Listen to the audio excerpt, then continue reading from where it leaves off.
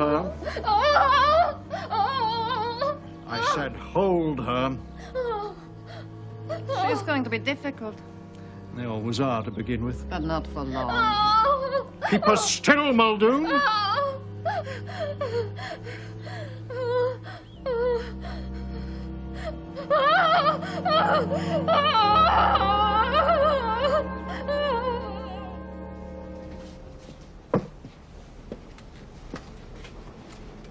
Well, I'm afraid Mr. Blunt is very busy just at present, sir.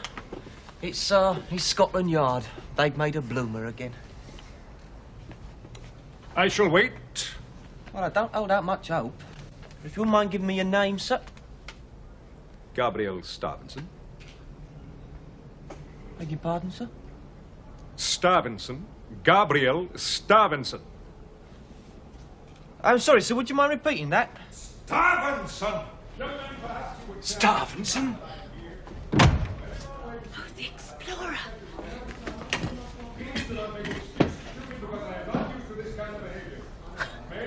A bit of vegemin. Right. So I would like you to tell me... Ah, this gentleman's waiting to see you, Mr. Blunt. Oh, I'm due at the Duke's at 11. However, I think I can spare you a few moments. What shall I tell His Grace, sir? His Grace? The Duke, sir. He'll be getting a bit fidgety. Tell him the Duchess's tiara will be found in the fish pond. Her pet monkey was undoubtedly the culprit. None of the servants is to blame. The monkey in the fish pond. Very good, Mr. Blunt. This way. Thank you, Albert. My confidential secretary, Miss Robinson. How do you know? Miss Robinson? Nice. Perhaps you will state your business. I have Beyond the fact that it is urgent, that you came in a taxi, that you have recently returned from the Arctic, or possibly the Antarctic, I know nothing. But this is amazing.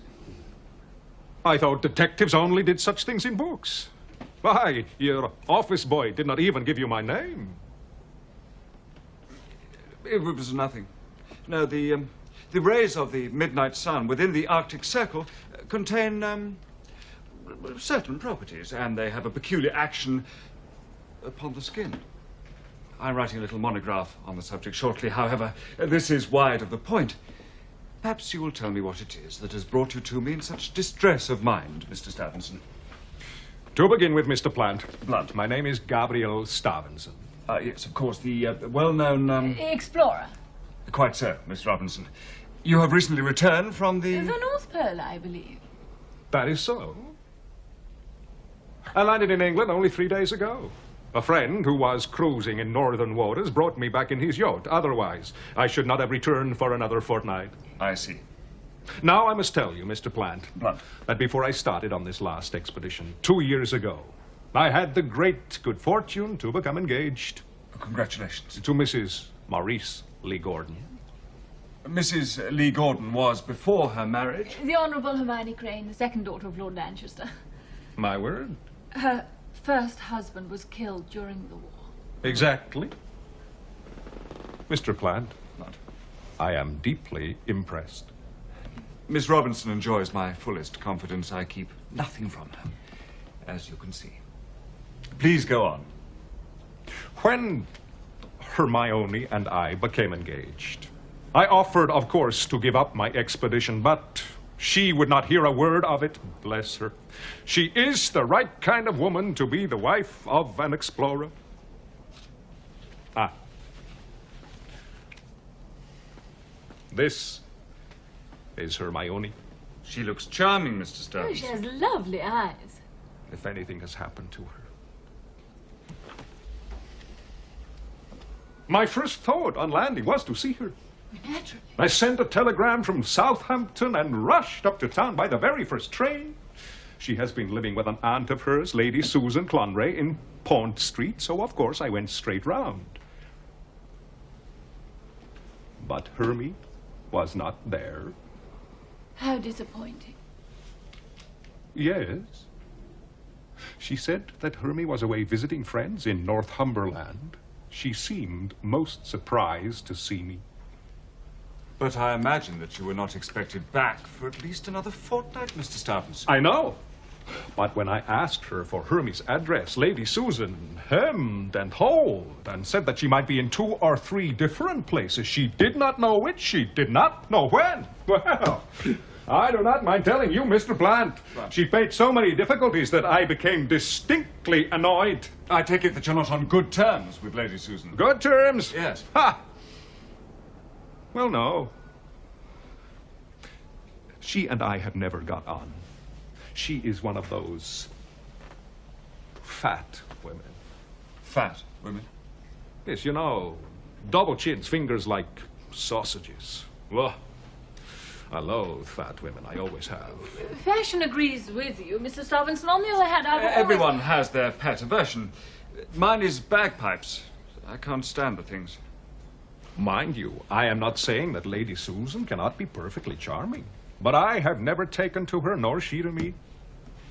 Well, I did not leave Pont Street until I had got the names of the friends she said Hermie was staying with. And then I took the mail train north. I perceive that you're a man of action, Mr. Stuyvesant. The thing came upon me like a bombshell, Mr. Plant. Plant. None of these people had seen a sign of Hermie. Of the 3 houses I visited, only one had been expecting her, and she put off her visit there by telegram. So Lady Susan... Made a deuced odd mistake. Or told me a foul pack of lies. Have you been back to see her? Not yet. Coming down on the train, I read your advertisement. I thought I would put it to you first. What is your opinion, Mr. Plant? What do you advise me to do? Shall we discuss that on our way to Pont Street? You intend to come with me? Oh, of course. I mean, we must see this charming but large lady ourselves.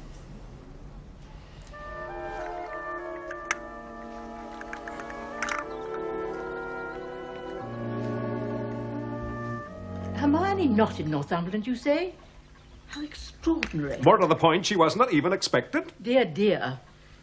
This really is most perplexing. Lady Susan, where else do you think Hermione might have gone? Well, she might... You say you're friends of my niece? Oh, absolutely. We've known her for ages. She never mentioned you? We've been abroad a good deal. I see. Do I take it you share Mr. Stuyvesant's proclivities? Good Lord, no. Nothing like the pluck. Lady Susan, Hermione might have gone... Well, to any one of a number of places. She's not a child, you know. And she has many, many friends. For example. For example... It's very hard to say. Did she leave an address? No. No, she didn't. But you told me that she I really was... cannot remember what I told you, Mr. Stuyvesant. Turning up as you did, throwing my house into an uproar. Uproar? And now you burst in again and cross-examine me in my very own drawing room. Now, look here. Lady Susan is quite right. I'm sure there is a perfectly simple and natural explanation.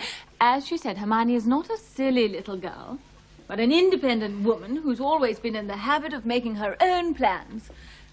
Why, I expected this very moment she's carrying out some idea of her own. Exactly, Miss Robinson. Just what I was about to say myself. I don't like it. I like it. Less and less. Well, I suppose the police could always be notified. The police? Oh, no, Mr. Blunt. That's a positively dreadful idea. Aha. I merely thought... But the publicity, the scandal. Why should there be any scandal, Lady Susan? Oh, yes, John, what is it? A telegram has arrived, my lady. Oh, thank you. Would you mind, my dear? Thank you.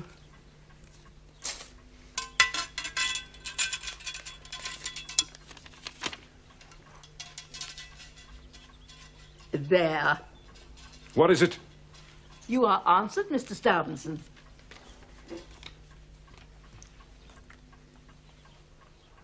Changed my plans. Just off to Monte Carlo for a week. Hermie.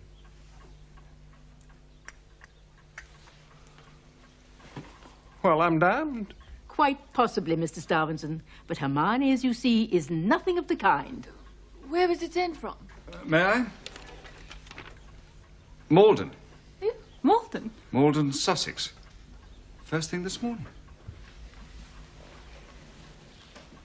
Lady Susan, it seems that I have made something of a fool of myself. We are what the Lord has made us, Mr. Starvinson. Thank you, my dear. And now, John will show you out. Good morning, Miss Robinson. Mr. Blunt. Good morning. So pleasant to have met you. Good morning, Lady Susan. Go with them, John.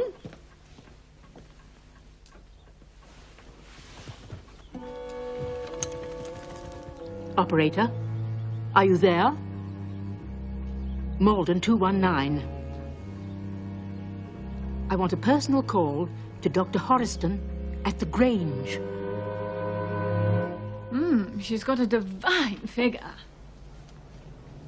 A bit too bony for my taste. What do you make of it all? Well, the obvious explanation is that Hermie, as he likes to call her, is afraid to see him and has done a bunk. Which means Lady Susan may be backing her up. I must say, she seemed pretty nervous. The old lady had the wind up, all right. Yes, I thought so too. Could that mean Hermie has another man? It might. Well, I'd hate to suggest that to a fellow like Starvinson. He's a powerful chap. And a pretty passionate one, too. Capable of all manner of things, I should think. You're not saying you suspect him? At this stage, I suspect everyone. Maybe we'd better cut down to Malden. But why should she say she's gone to Northumberland, then that she's going to Monte Carlo, but in fact want to bury herself in some tiny place in Sussex? What if she didn't want to? What do you mean? What if she's being kept there against her will?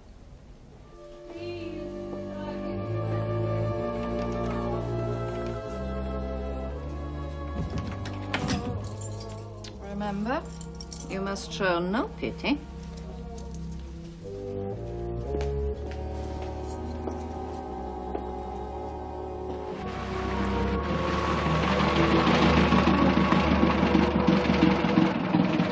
What's the plan? Split up, I think. I'll try that chop. Right.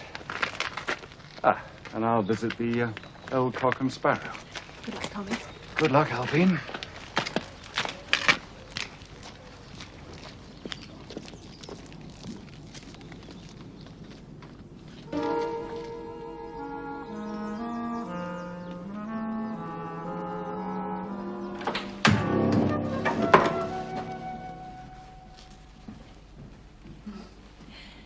Good morning.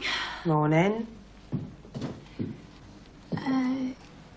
Do you sell picture postcards? There. Oh, yes.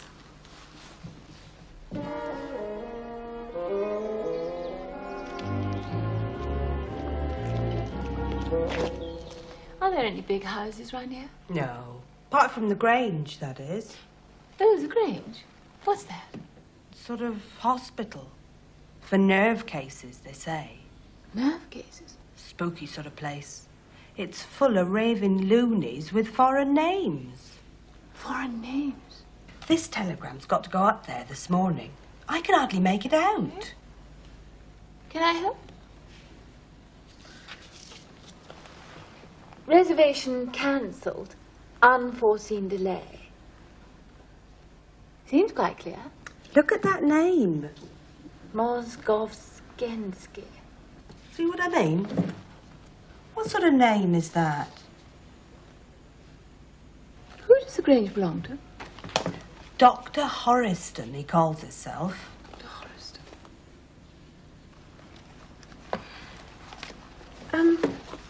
Can you tell me what he looks like?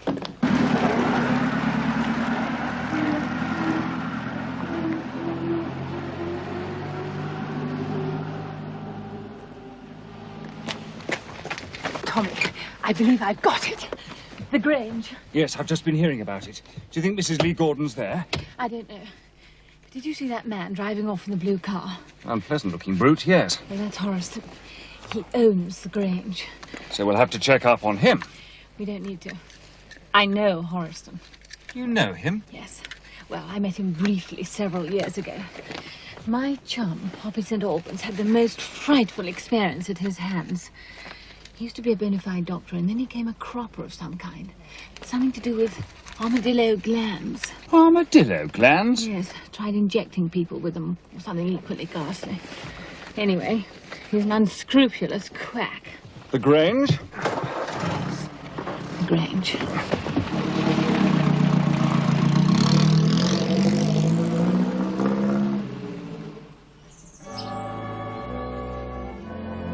I shall have to increase the concentration. That could be quite dangerous. What other choice do we have? Well, according to my There's analysis... someone to see you, Doctor. A Mr. Beresford. Beresford? I don't know any Beresford. He says it's urgent. Do you want me to? No. Very well, show him in.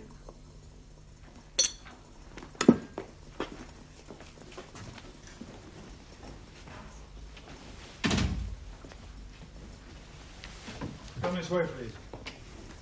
Mr. Beresford. Tommy Beresford. Dr. Horiston, I presume? My partner, Dr. Kleber. How do you do? Irma Kleber, formerly at the Statzengruber Institute of Geneva. Jolly good. Well, it's awfully decent of you to give me your time, Dr. Horiston. Now, what my readers really want to know... Your readers? Oh, didn't your man tell you I'm with the Daily Reporter? We're doing an article on the cure of nervous diseases. I'm sorry, Mr. Beresford, I never give interviews. Oh, but surely... This is a private institution. You will leave at once. But I've come all this way. Muldoon! Show Mr. Beresford out, Muldoon. But can't you just give me 5 minutes? I mean, it's not often we get the chance to... You. Out. Oh, my editor's going to be very shirty. Oh. Yes. Well, fair enough.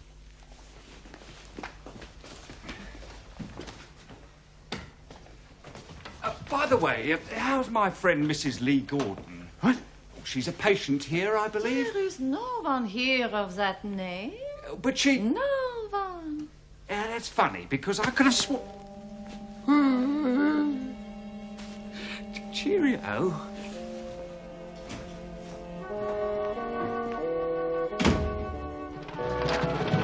Thank you.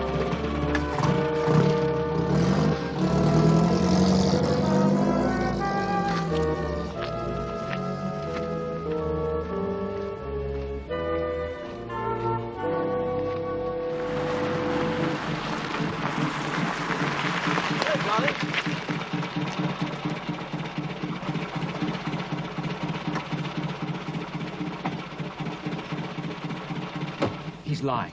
She's there. I know it. That woman's in some awful danger. I feel it in my bones. I wish I'd gone with you. I'm sorry, old girl. Couldn't have risked it. Austin might have remembered you. So what do we do now? Go back to London and tell Starvinson that we failed? That goes decidedly against the grain. Right. So somehow we've got to get back inside that house. They've just seen me. Which leaves only one alternative. Tuppence, you can't. I forbid it. Tommy, I shall be perfectly safe. But supposing Horiston recognizes you? Not a chance. He met me, remember? Well, next time, he's going to meet somebody else.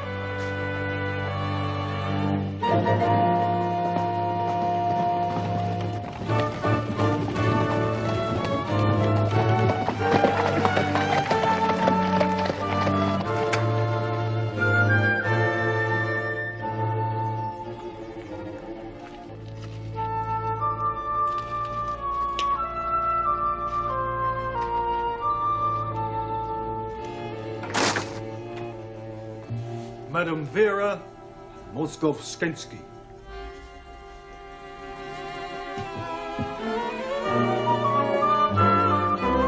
Madam Moskovskensky, this is truly an honor. Naturally. You are Dr. Horiston? I am. Dr. Kleber? Irma Kleber, formerly of the Staatsengruppe in... Being your mistress? No, Madam Moskovskinsky. Dr. Kleber is my partner. I am wondering. Please? Thanking you. And why are you looking astonished, Doctor? Well, the truth is, Madam Moskovskinsky, that having received your telegram yesterday, I understood that you had cancelled your reservation. Well, I am changing my mind. It is artist's privilege, no? Yes, but... My suite is not prepared. No, Madam Moskovsky, that is... Yes, So, why are you not understanding? I'm sorry. I will repeat. After the Imperial Ballet, I am joining troupe of the Argilev. This is 7 years now, but I am leaving him. He is no good. He is charlatan. You are totally agreeable. Yes? So now I am forming my own company, the Ballet Moskovsky. But this is requiring much work, many head pains. Headaches. Oh, it is the same thing. So before starting my new glittering career, I am in need of much rest, of peacefulness, of calm. Naskолько времени вы намереваете быть с нами, мадам Московскинский? Будете ли вы набирать ваше общество в Англии? I am swearing this oath. Never am I speaking the tongue of my beloved country until the Bolsheviki, the accursed Bolsheviki, are expelled from the holy soil of Mother Russia. Quite so, Madam Moskovskinsky. You must please to be remembering this. Of course. Excuse me, but have we not met before at some time? Impossible. If so, you would never forget me. Your face is somehow familiar. Familiar? I am familiar with thousands, tens of thousands, Doctor. Forgive me, of course. So now I will visit my suite. There is a bar. A bar? I am afraid that alcohol is not permitted. Oh, no. I am meaning a bar for the practice, for the suppleness of my limbs. Ah, yes. We will have one installed. I could jolly well be thinking so. Now, Dr. Kleber, would you be so kind as to conduct Madame Moskovskinsky to her suite? This way, madame. I am completely delightful. Madame.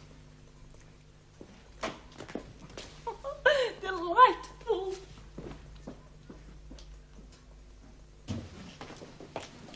Your room is this way, madam Moskovskinsky. I am wondering, what is here? The room of another patient. Oh, there are many. As you see. In Russia, only peasants sleep so close. I hope they are not to be disturbing me. No one will disturb you. What is that? What? I'm thinking I'm hearing some noisiness. Be assured, Madame Moskovskinsky, here you will sleep as sound as in the grave. Now, please.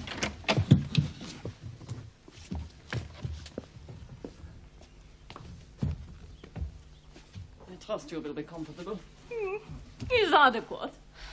Supper will be brought here to you later. Oh, good. A little champagne and a little caviar will be bearable. And before going to bed, you will be sure to take this.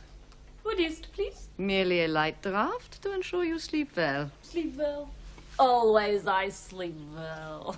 I remember the Grand Duke Dmitri, he said to me, Viruchka, how can you be sleeping at a time like this? Ah, poor Dmitri. I remember when the Bolsheviki, they are storming his palace, they are finding him floating. Floating? In his bath. What they are doing to him is unrepeatable. Nevertheless, you will be sure to take this. Will you require anything else? Nothing. There is nothing. You are dismissed. Good night, madame.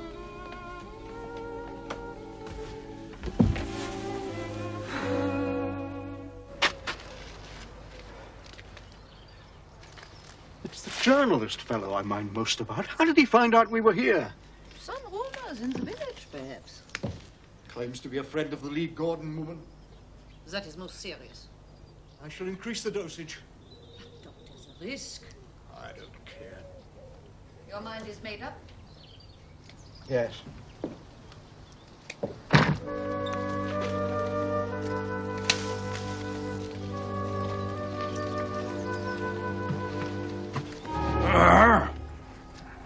What are you doing here? What did you say? Evening, sir. What do you want with those things? Oh, 'tis this rose, sir. And the jasmine. The jasmine? Yeah, growing wild in a fearsome tangle it be, sir. Threatening to choke the house with unbridled profusion. It's a bit late for gardening, isn't it? Oh, the forces of nature wait for neither man nor beast. You get off. Do that in the morning. Be that in order, Maester? Yes. Yes, it is. Now get out of here. Go home. May you rest as soft and as peaceable as a stoat in his burrow, or a toad in his hole, sir.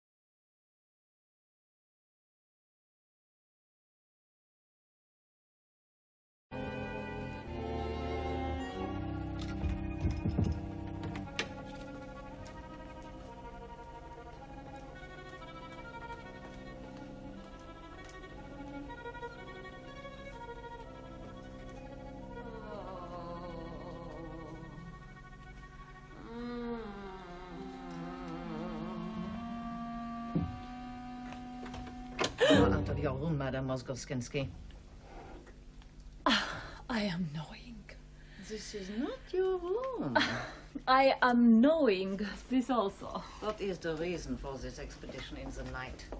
I am troubled. I am restless. Troubled? I am not used to matters made of wood. I see. My magnificent body make protest, and so I walk. Is that all? It's not enough. So, in the morning your mattress will be changed, Madame. For tonight you will have to endure. God, always I endure. It is the fate of the artist, no. I could not say. You have taken your sleeping draught? Not yet. Then do so. And all your troubles will disappear. Please!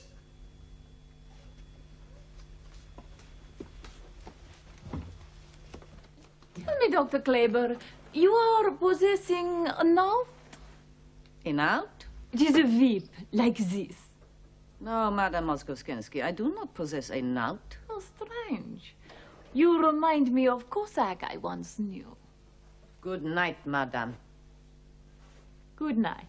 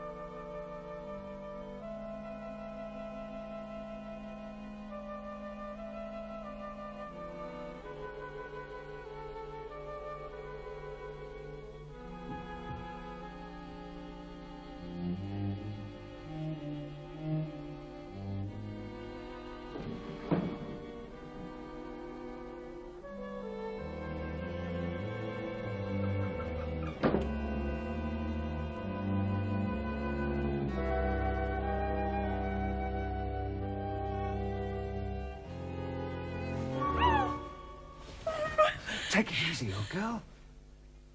Tommy! What are you... Oh, you didn't think I was going to leave you all alone in the lion's den, did you? Darling! Oh, you look frightful. Oh, I say. I thought I'd done rather well. And I've got a spiffing accent. Listen. Be that in order, Maester? Oh. I had an encounter with that Dr. Kleber. She tried to get me to drink some horrid-looking medicine. So I poured it into that plant pot. Oh, Tommy, this place is much worse than we thought. Have you managed to find out anything about Mrs. Lee Gordon? I have a feeling they've got her locked up. Good Lord. Poor creature. I managed to sneak out into the corridor, and I heard a noise coming from one of the rooms. A sort of woman moaning or something, so I tried the door, but it was locked. Tommy, what are we going to do? Well, there's always the police. We don't really have enough to go on. Well, chucking our hand in now would be awful. Yes. Tommy? Oh, sorry, old girl. Oh. Thanks. If only we could get into that room. But it's locked, you say? Yes. No sign of the key. Hold on.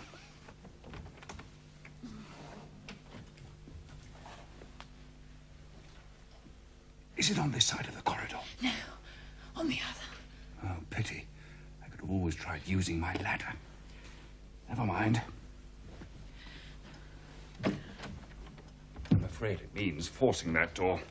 Thomas? Oh, sorry. Or breaking it down. Oh, you couldn't. I mean, there's always someone on lookout. Dr. Kleber or that horrid Muldoon. Then I shall just have to think of something absolutely foolproof that will guarantee there's no one about. Or it may be too late. Tommy. What is it? Darling, have you thought of something? I believe I have. Oh, it just might work. Oh, Tommy. I shall have to be frightfully brave.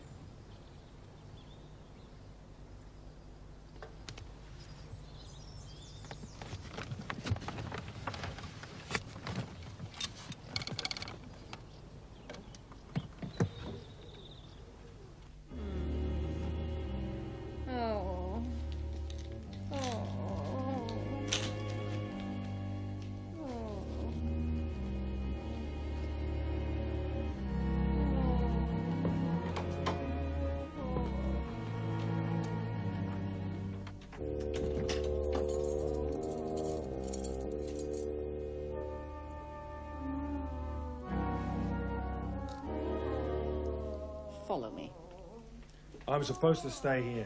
Not this morning. Dr. Horiston said... The orders have been changed. You are needed elsewhere. She will give us no trouble. Come!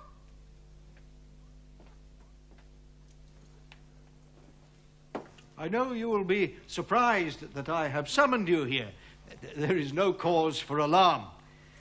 I am authorized to announce to you that among our guests is the distinguished Russian ballerina, Madame Vera Mozgovsky.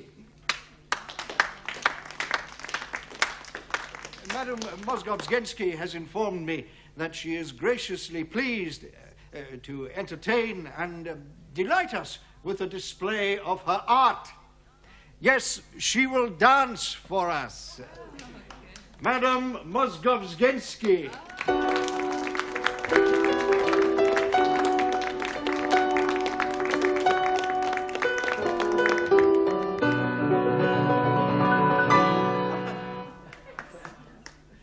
My friends, beloved friends, this morning I am dancing for you some beautiful excerpts. So sorry, I mean excerpts from the immortal ballet Lac des Cygnes, the Lake of the Swans.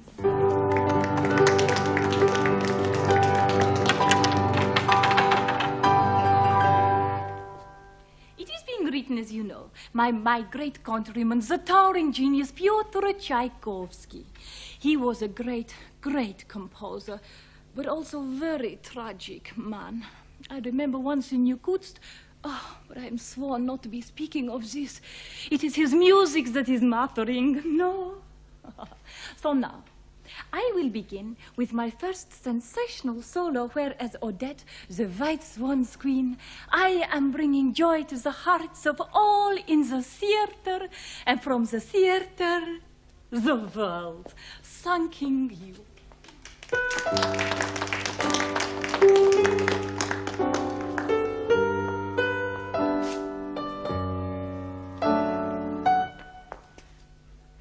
First, I must be putting you completely in the picture. Unless you are knowing story of the ballet, you're not appreciating my unbelievable art. Is true? Yes. So, you must be imagining yourself in little village in the countries. After beautiful overture, the curtain is rising to reveal girls and boys of the village happily frolicking with themselves. Yes, they are gaily disporting. And why? Because the handsome prince, he is gone. And the handsome prince, his name is Prince Charming.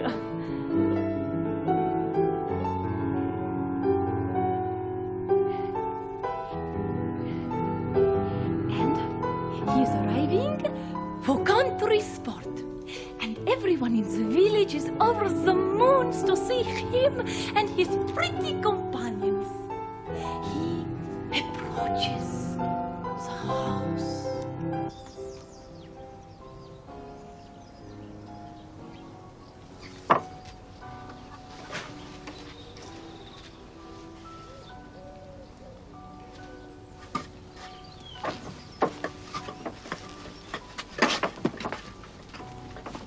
But what is this? He is shooting her. Yes, my friends, the beautiful White Swan's queen, she has fallen to the ground. A cruel arrow from the Prince Charming's crossbow penetrating her magnificent chest. In terrible throes of dying agony, she does delicate dance. However, you must be knowing that Odette is not the only beautiful Swan's queen. Oh, gosh, no. There is another, and her name is Odile.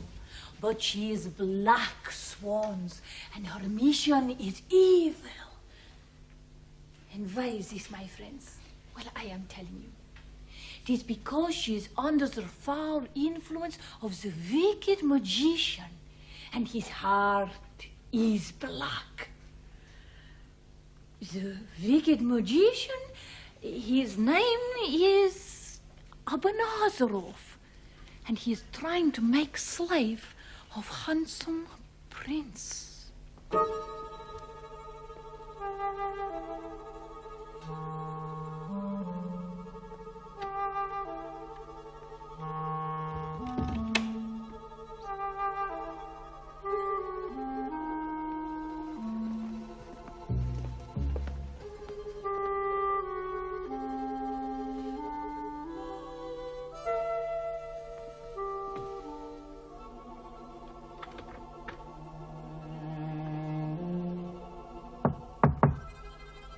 Mrs. Lee Gordon.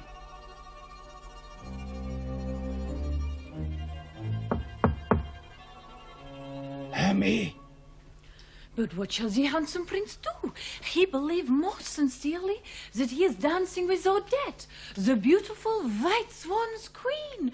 And oh, she is flying so graceful. But in reality, it is quite different. It is not Odette, but Odile, the black swans in disguise. Oh dear, what a mix-up. Oh, Боже мой.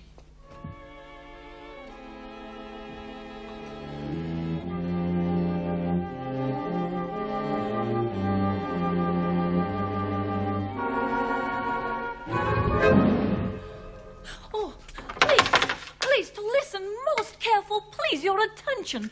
I am now coming to the most important part of the story, when the secret of the wicked magician is about to be revealed.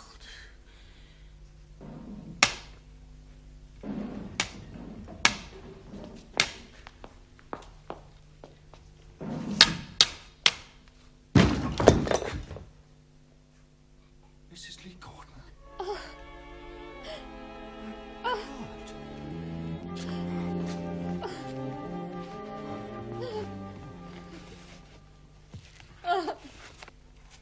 And so they are united in heartbreaking, happy endings.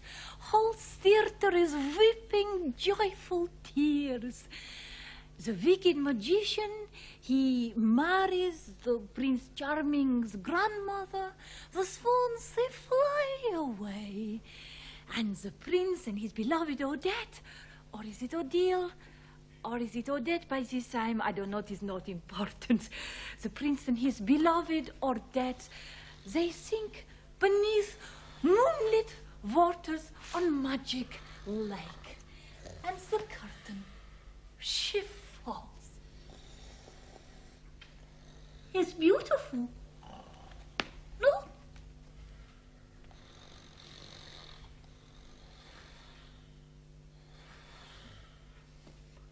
Madam Moskovskensky. You're not understanding. You are wishing I tell story once again. No, I'm sure we all found it most illuminating. You have some questions to ask about my childhood in St. Petersburg, perhaps. Madam Moskovskensky, we are waiting for you to dance. This is natural. Always, always they are imploring me to dance. Then for heaven's sake, begin. Please, to be sitting.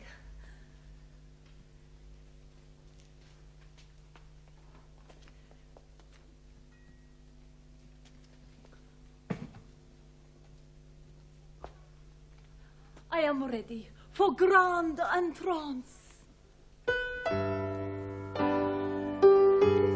What is it now? My wings.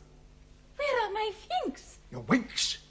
How can beautiful white swan queen be flying without her wings? Oh, I am remembering. They are in my room. Walden. Oh, no, not the trouble. I am going in double quick time. Everyone is to be waiting in fever of anticipation. Madam Moskovskensky. No one, what I mean no one, is to leave this room. Tuppence! Oh, Tommy, did you find her? Yes, come on. Well, where is she? Upstairs. No, but you can't just leave her. No, I'll tell you later. Oh. Come on. Hey! You! Run! Stop!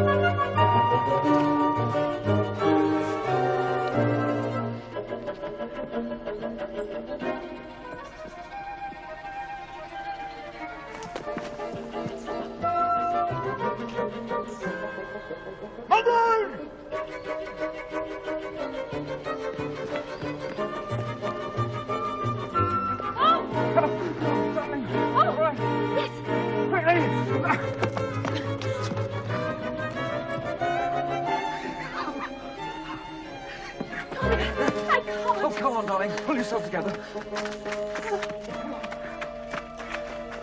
Yes, come on.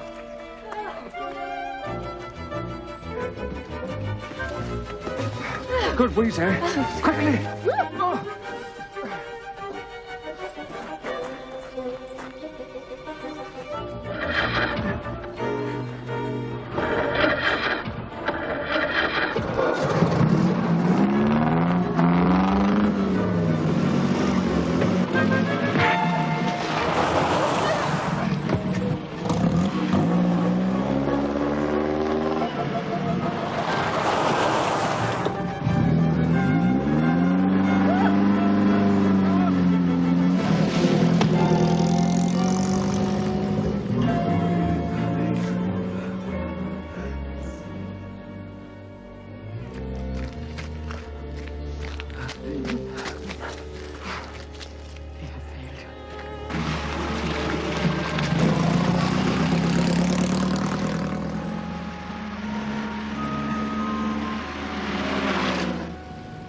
Are you all right? Oh, just about.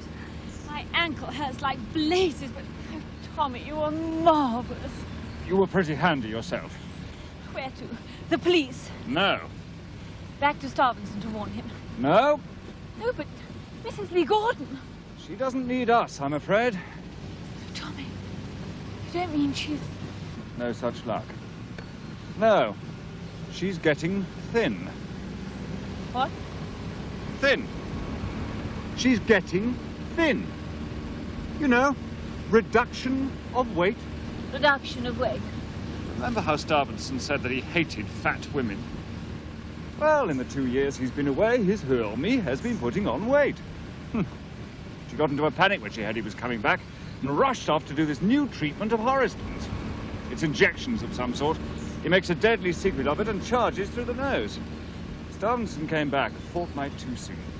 She was only just beginning the treatment. I know, don't tell me.